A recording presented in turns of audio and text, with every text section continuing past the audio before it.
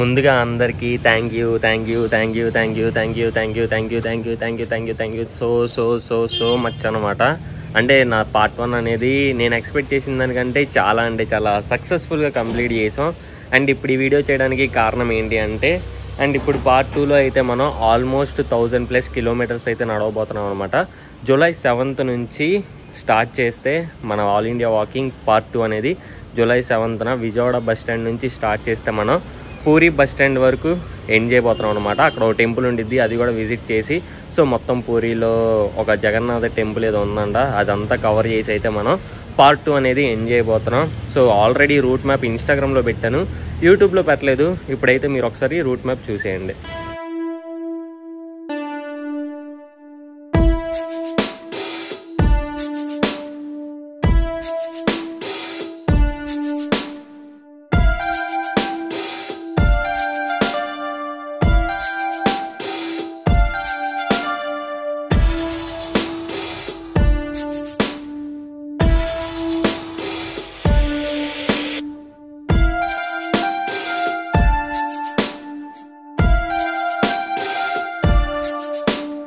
Route map చూసారు కదా, మనకి విజయవాడ బస్ స్టాండ్ నుంచి చూసుకుంటే పూరి బస్ స్టాండ్ వరకు స్ట్రైట్ కొట్టేస్తే ఏంటంటే మనకి 750+ కిలోమీటర్స్ వస్తుంది. మనం ఏంటంటే అడ్డదిడ్డంగా కొట్టాం, అందుకే మనకి 1000+ కిలోమీటర్స్ అనేది రాబోతుంది అనమాట.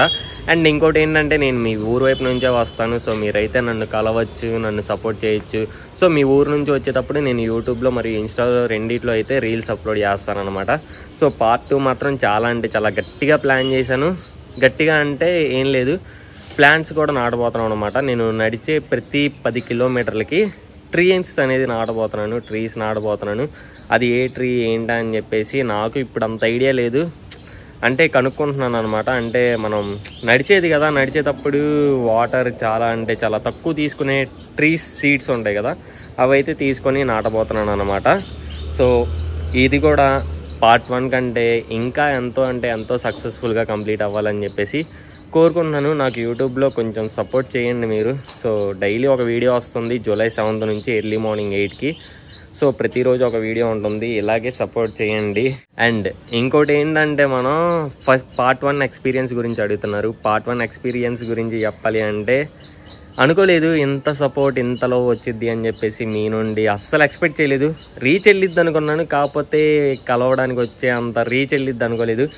అంటే హైవే మీద నడుస్తుంటే వెళ్ళే వాళ్ళు గుర్తుపట్టడం, అటు సైడ్ ఆపేసి వచ్చి మరి ఇటు సైడ్ నాతో మాట్లాడి కొద్దిసేపు టైం స్పెండ్ చేయడం, వాటర్ బాటిల్ తీసుకురావడం, ఫుడ్ తీసుకురావడం, షెల్టర్ ఏమన్నా కావాలా చెప్పన్నా ఇప్పిస్తామనడం.